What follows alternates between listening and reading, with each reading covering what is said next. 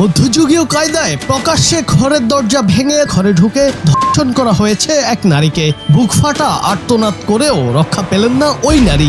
ঘটনাটি ঘটেছে কুমিল্লার মুরাদনগরের একটি গ্রামে। এই ঘটনার পরপরই একটি ভিডিও ছড়িয়ে পড়ে সোশ্যাল মিডিয়ায়। ভিডিওতে দেখা যায় বেশ কয়েকজন যুবক ওই নারীকে মারধর করছে। এই সময় ওই নারী চিৎকার করছেন, তাকে ছেড়ে দেওয়ার আকুতি জানিয়েছেন, কিন্তু শেষে রক্ষা হলো না।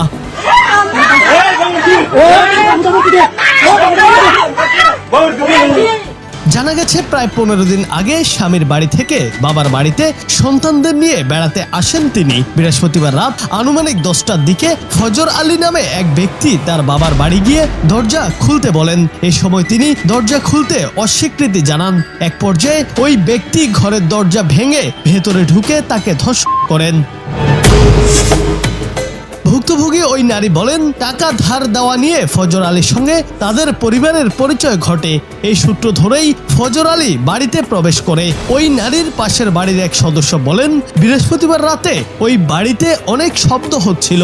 আমি ভয়ে দৌড়ে গিয়ে লোকজন ডেকে নিয়ে আসি। লোকজন গিয়ে দেখেন দরজা ভাঙা। পরে আমরা ভুক্তভোগীকে উদ্ধার করি।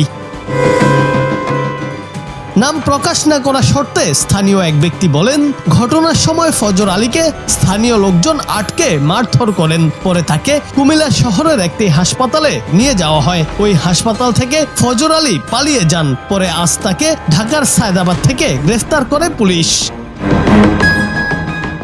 ঘটনার পর শুক্রবার দুপুরে মুরাদনগর থানায় মামলা করেছেন ওই নারী। পরে মামলার মূল আসামি ফজর আলীকে রাজধানীর সায়দাবাদ থেকে গ্রেফতার করে পুলিশ। আজ রোববার 29 জুন সকালে বিষয়টি গণমাধ্যমকে নিশ্চিত করেছেন কুমিল্লা জেলা পুলিশ সুপার। মুরাদনগর থানার ওসি জাহিদুর রহমান বলেন, ফজর আলীকে আসামি করে মামলা হয়েছে। বাদীর স্বাস্থ্য পরীক্ষাও শেষ। নারীকে ধর্ষণের ঘটনায় ভিডিও ভাইরাল করা 3 জনকে এরই মধ্যে গ্রেফতার করা হয়েছে। এদিকে এই ঘটনার ভিডিও ফেসবুকে ছড়িয়ে পড়লে এই নিয়ে দেশ জুড়ে শুরু হয় সমালোচনা ও প্রতিবাদ।